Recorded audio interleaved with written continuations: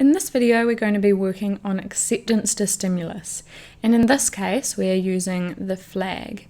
You can use anything you like for this. So you might find that with your horse, the flag is too much to begin with, so you might just choose to use your hand or whatever the horse is comfortable with and build up to being able to use the flag, applying the same principles.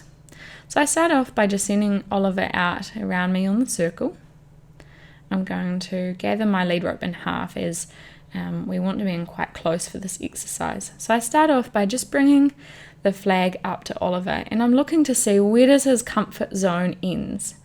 So what I'm going to do here, and each time I get a little bit closer, I take the flag away.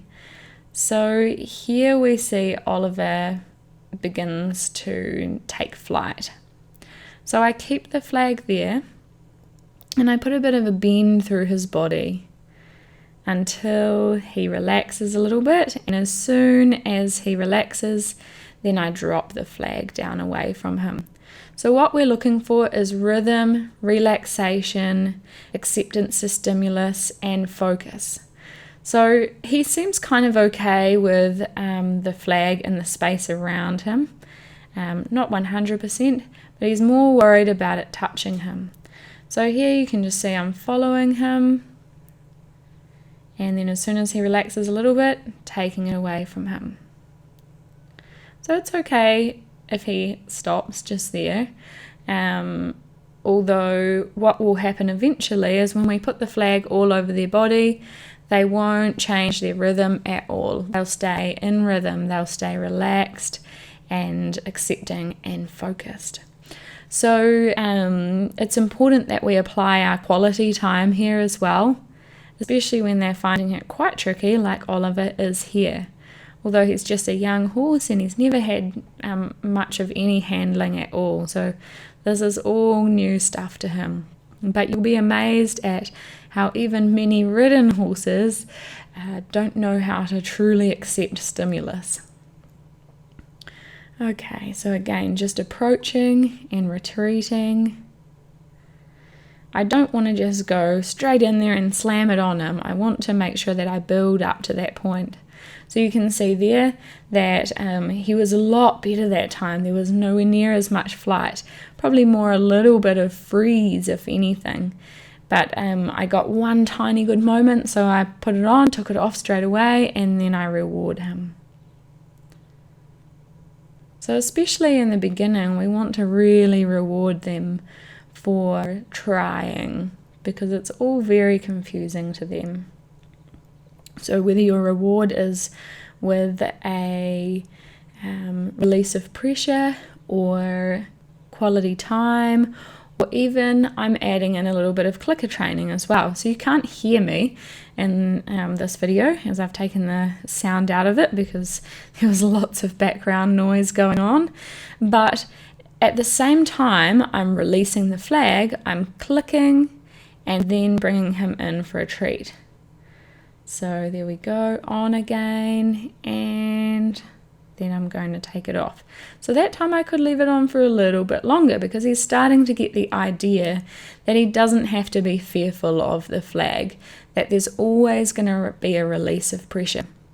So because Oliver was more towards flight, so generally what we see is when the horse reacts to the stimulus, we see those fear reactions. So there's freeze, flight, or fight.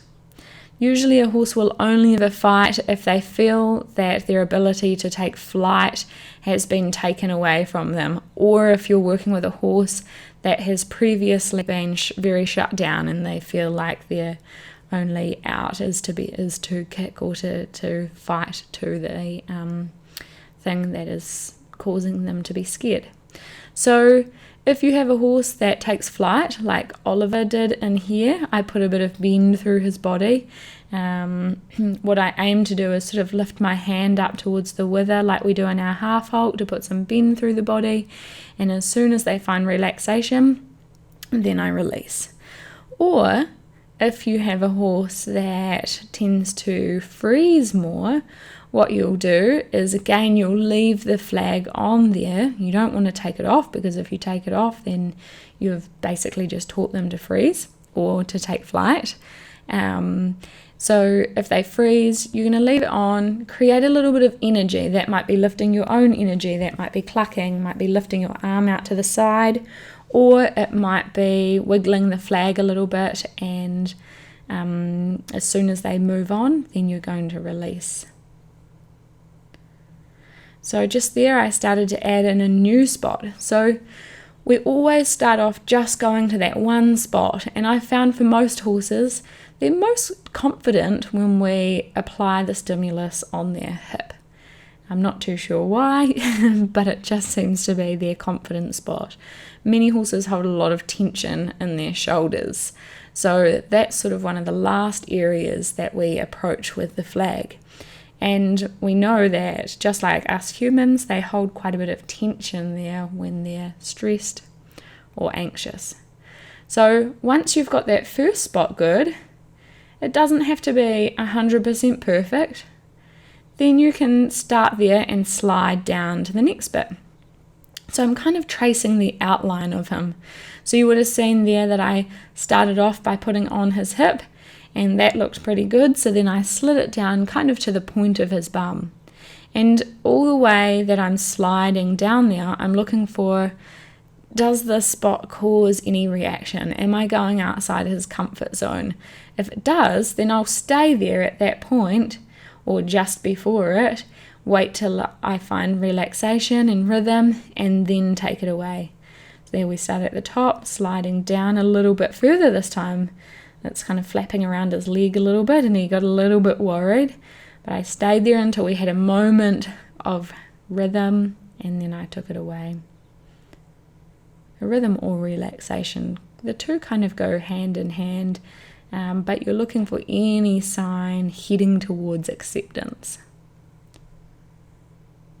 And then, of course, lots of quality time, taking the pressure off him.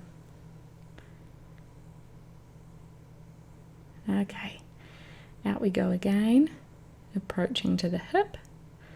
That looks pretty good, sliding down, and even that looks pretty good. So you can see that when we have fairly good timing and good intention, the horse learns pretty quickly that they don't need to be fearful of the stimulus.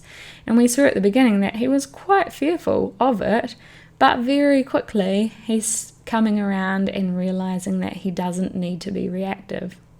So how this relates to our floating is we want our horse to feel safe and comfortable with things touching them. Remember that the float is a stimulus in itself.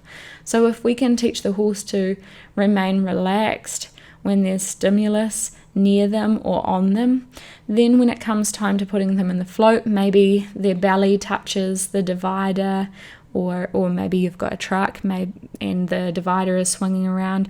We want the horse to be able to have the mental skills to be able to respond to the stimulus rather than react to it.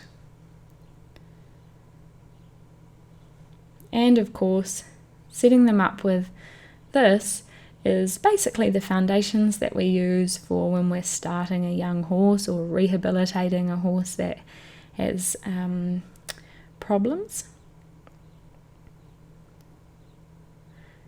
So you can imagine that it would go through into helping with a whole bunch of problems that we see cropping up in our day-to-day with our horses.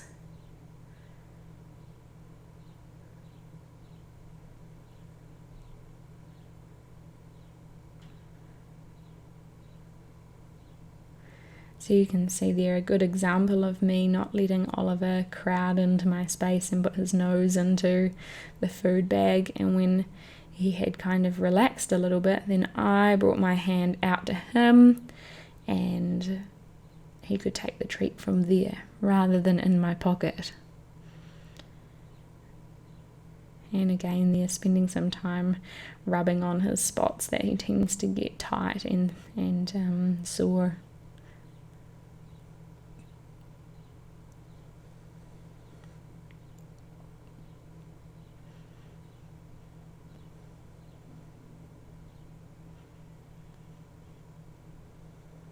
And off we go again. Just bringing the flag up. And now I'm starting to bring it forward up his back and taking it away.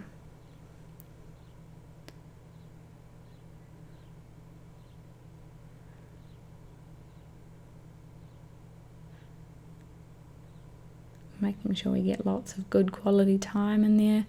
So you can see that in our training, there's more not doing than there is doing, because it's in the not doing parts that our horses really get to process and learn.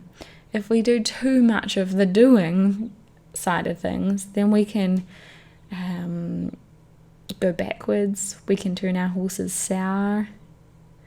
Okay, so there we're approaching the shoulder. He's a little bit worried about that, and take it away.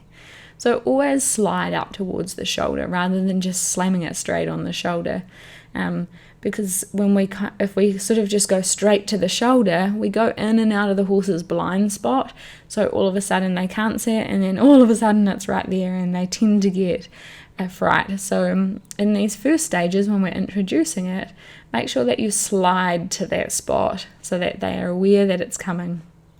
So it's kind of being polite to the horse and having some respect for them as well.